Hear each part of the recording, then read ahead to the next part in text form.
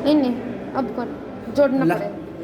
ठीक है, हम बात कर रहे थे अगर सब टोटल हिस्टेरेक्टोमी हुई है किसी की, तो उन केसेस में हम पैप स्मीयर करते हैं कि नहीं।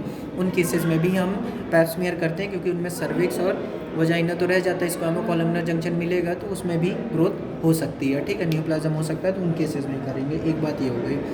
ठीक है, दूसरी बात अब ये हो जाती है, सपोज़ करो हमने पैप स्मीयर किया और उसमें हमें पॉजिटिव आ गया। ठीक है, हमें क्या हो गया, कैंसरस सेल्स दिख गए, प्री कैंसरस सेल या कैंसरस सेल्स दिख गए, तो हम उस केसेस में हमें सर्वाइकल बायोप्सी करनी पड़ती है। ठीक है, ये तो एक इंडिकेशन हो गई सर्वाइकल बायोप्सी। सर्वाइकल बायोप्सी हम और भी कंडीशंस में कर सकते हैं, जैसे क्रोनिक इन्फ्लेमेशन ऑफ सर्विक्स हो गया है। ठीक है, या ओके, सर्वाइकल बायोप्सी हम किन किन केसेस में करते हैं? एक तो जिसमें पैप स्मीयर पॉजिटिव आ गया उसमें सर्वाइकल बायोप्सी करते हैं। दूसरा condition chronic inflammation of cervix है, तब पर भी करते हैं हम बायोप्सी।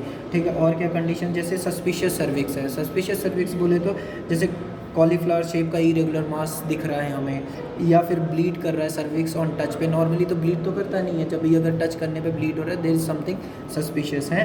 और अगर हमने बता ही दिया कि पैप स्मीयर या सेलुलर चेंज हमें दिख रहा है, तब करते हैं।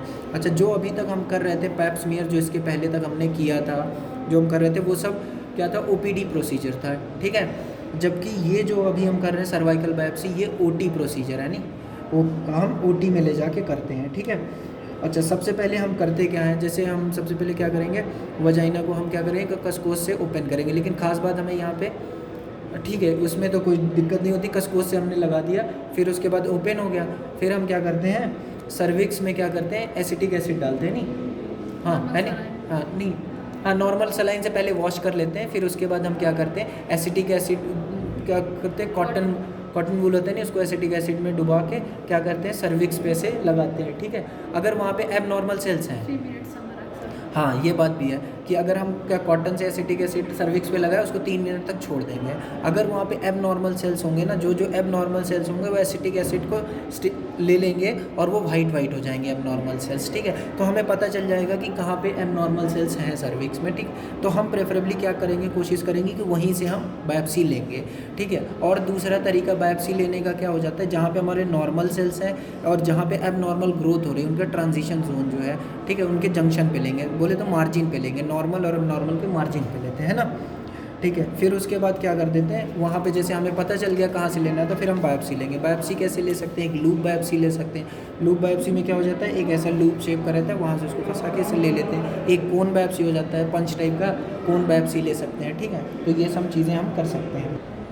ठीक है, जब हमारा बायोप्सी का रिपोर्ट आएगा, ठीक है, तो बायोप्सी के रिपोर्ट में तीन चीज़ें हो सकती हैं। एक तो हाई ग्रेड अगर एपिथेलियल लीजन्स हमें दिख रहे हैं, तो हम उस केस में क्या करेंगे, 1 कोर्स ऑफ एंटीबायोटिक दे देंगे। ठीक है, दूसरी चीज़ ये हो सकती है कि हमें सर्विसाइटिस मिला।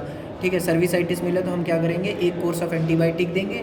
फिर उसके बाद क्या करेंगे, जब वो कोर्स ऑफ एंटीबायोटिक ख़त्म हो जाएगा तो हम पेशेंट को दोबारा बुलाएंगे, बायोप्सी लेंगे, दोबारा बायोप्सी सर्वाइकल बायोप्सी लेंगे।